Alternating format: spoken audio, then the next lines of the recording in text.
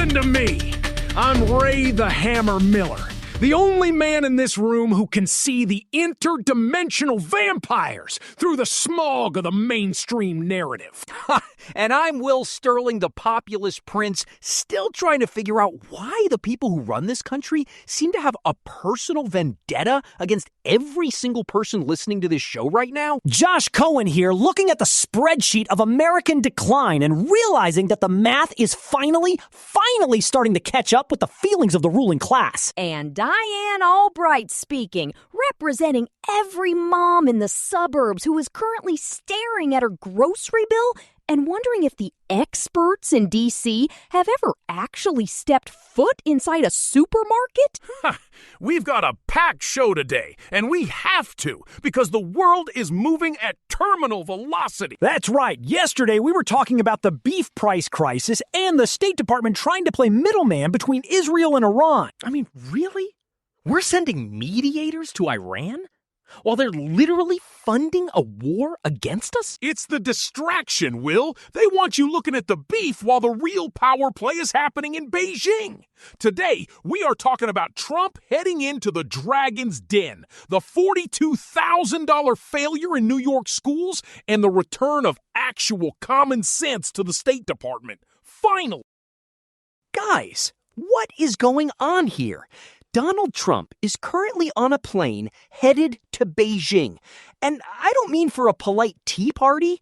He's going for a 2-day summit starting Thursday.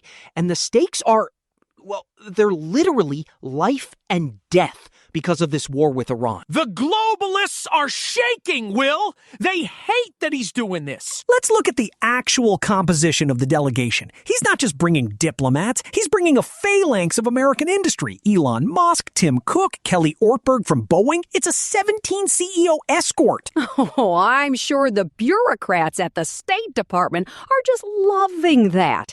Imagine the perspective-taking experts having to deal with Elon Musk in a meeting with Xi Jinping. Right, but think about the leverage. Trump is walking in there basically saying, stop buying Iranian oil or the most powerful corporations on the planet are going to start making things very difficult for your supply chain. It's raw power diplomacy, literally. Listen to me. China is the financial heart-lung machine for Tehran. Without Chinese oil purchases, the Iranian regime collapses in a weekend. Trump knows it, Xi knows it, and the only people who don't want it to happen are the interdimensional vampires who profit from the chaos. Hypothetically, even if we move past the Iran conflict, the critical minerals deal is the real anchor here. We struck that truce in South Korea last October, allowing rare earths to flow so we can actually build our own tech. But the truce is fragile. Fragile? It's a thread. But isn't it interesting? For years, we were told America first would isolate us. Now, Trump is in the center of the world stage while Europe is literally begging for a seat at the table. Because they're cold and hungry, Will. Honey, they've realized that the green fantasy didn't work. And that leads us directly into the energy situation. While Trump is leveraging our dominance in Beijing, the numbers back home are, quite frankly, staggering. U.S. crude oil production is at 13.6 million barrels per day. Unleash the Kraken of energy. We are producing more liquid fuels, 24 million barrels per day, than Russia and Saudi Arabia combined. Facts don't care about your climate anxiety feelings, gang. The U.S. is the undisputed energy superpower. But Josh, why is it that we're only seeing the price relief now? I mean, gas is at a 5-year low. The average family is saving about $700 compared to 2022. But why did it take a National Energy Dominance Council to just let people drill? Because the ruling class, as you call them, Will, wanted us dependent. They wanted us compliant. Look at Germany. They spent a decade dismantling their nuclear plants, and now, oh surprise, they're begging to get them back. They're pivoting back to energy realism because you can't power a modern industrial base on unicorn farts and hope. You need the juice. You need the high-octane fuel that powers the human spirit. It's also about AI. My wife, who is a doctor, mentioned the other day that the medical imaging tech they're using now requires massive server loads. You can't run the AI revolution on a grid that flickers every time the wind doesn't blow. Wait, is that why we're seeing labor unions backing these permitting reforms? I saw that the unions are siding with the GOP on reforming federal permits. Exactly. Even the unions realize that if we don't build the infrastructure for energy, there are no jobs. It's the ultimate common sense alliance. It's the brain force of the nation. Speaking of power, before we get back to the analysis, let's deal with a hard reality. Real independence isn't free. That is so true, Ray. This entire network, from this show to our flagship, The Neural Daily, exists because one man, Eric Christensen, decided to build it himself. He didn't ask for a government grant. He invested his own capital and technical expertise to architect a media platform that respects your intelligence. It's a rare thing in this economy. If you value that kind of meritocratic building, back it up. And don't limit yourself to just the politics. Get the full strategic picture by subscribing to the Neural Daily and the rest of the network. Support the builder, and you support the mission. Well, speaking of people who definitely don't respect your intelligence, let's talk about the New York City Department of Education. Are you sitting down? I'm never sitting down when you start talking about New York, Diane. What now? They are set to spend $42,000 per student this year. $42,000. Honey, you could send a kid to a private academy for that. It's a money laundering operation. They're stealing from the future. And the results? 46% of third graders in the city are below basic proficiency in reading. You're spending a median household income per child to teach them absolutely nothing. Actually, if you look at the NAEP data, New York fourth graders are 32nd in reading and 46th in math. So they are essentially spending the most to achieve the least. It is the definition of a sinkhole economy. I mean, really? Where is that money going? If it's not going to books and it's not going to teachers who can actually teach phonics, where is it? It's going to balanced literacy, Will. It's going to administrators who spend their days looking for discrepancies in punishment instead of making sure a 10-year-old can sound out the word cat. It's educational malpractice on a grand scale. They want them illiterate. An illiterate population is a compliant population. They want you staring at a screen while they take the bones out of the broth. But there is a counter movement. Let's assume for the sake of argument that we actually return to merit. The State Department just did something actually shocking. What? Did they stop hiring based on which object someone can throw into a bucket while blindfolded? Precisely.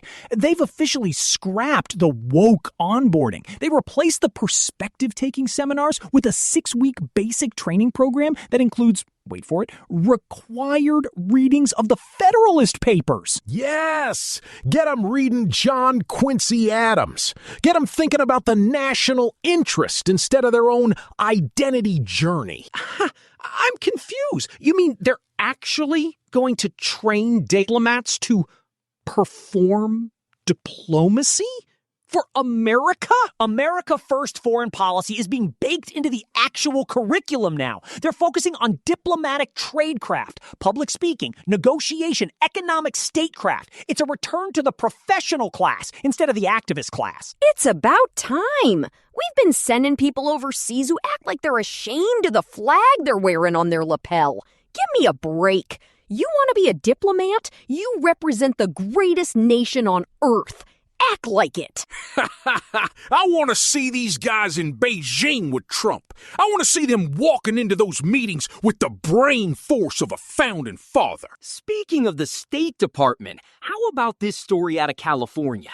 The mayor of Arcadia, Eileen Wang, just resigned because she was literally an agent for the Chinese government. The enemy within! I've been telling you. She was running a community news website that was actually just pre-written propaganda from the Chinese Ministry of Foreign Affairs.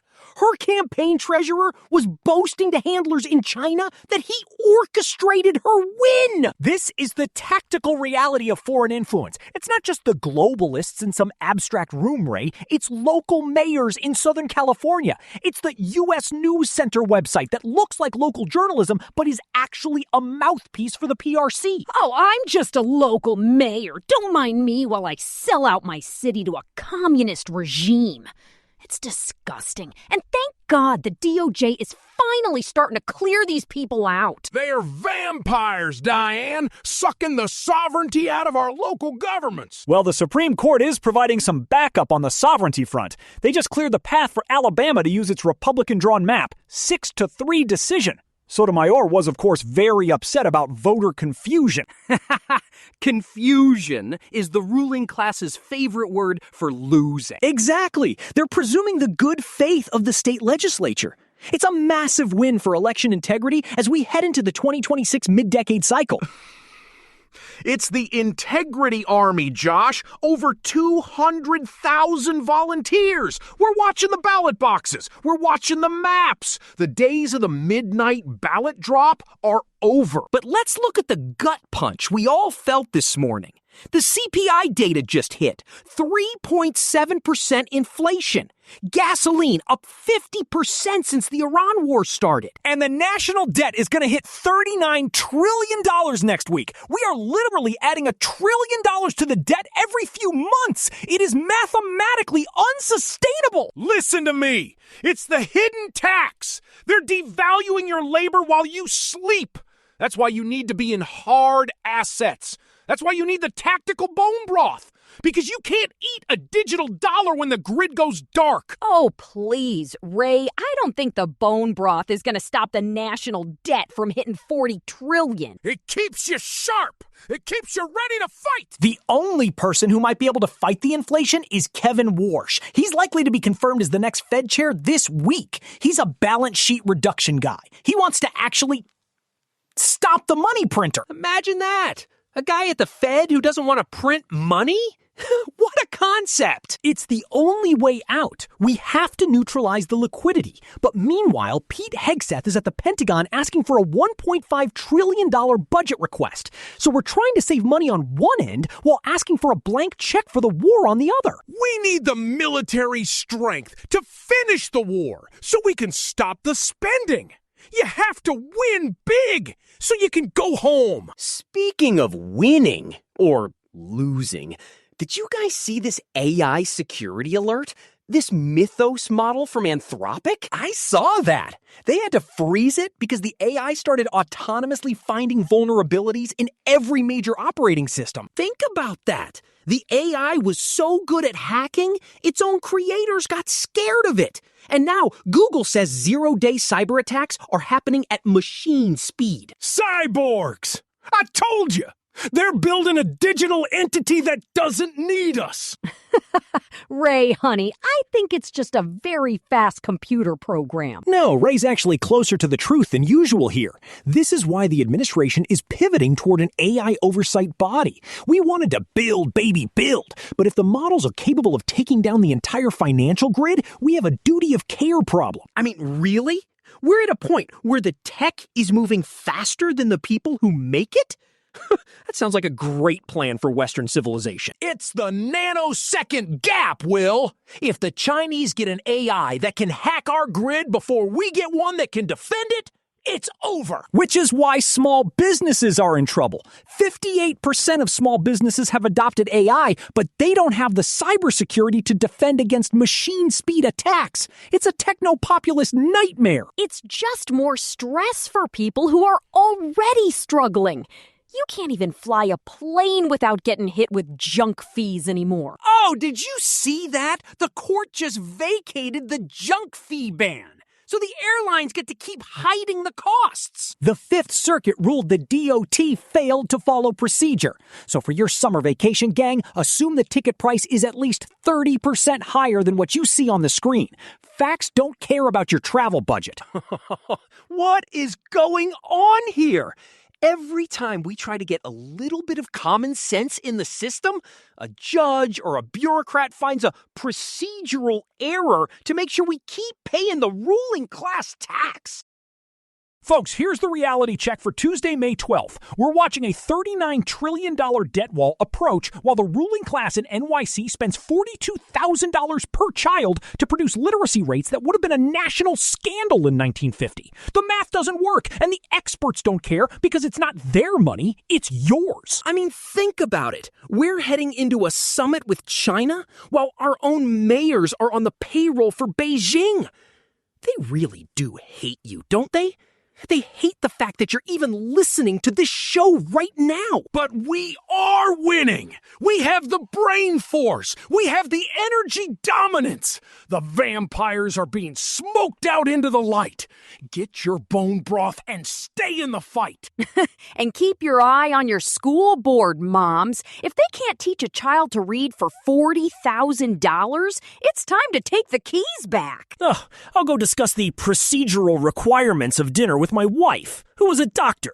See you tomorrow, gang. Just remember, they hate you.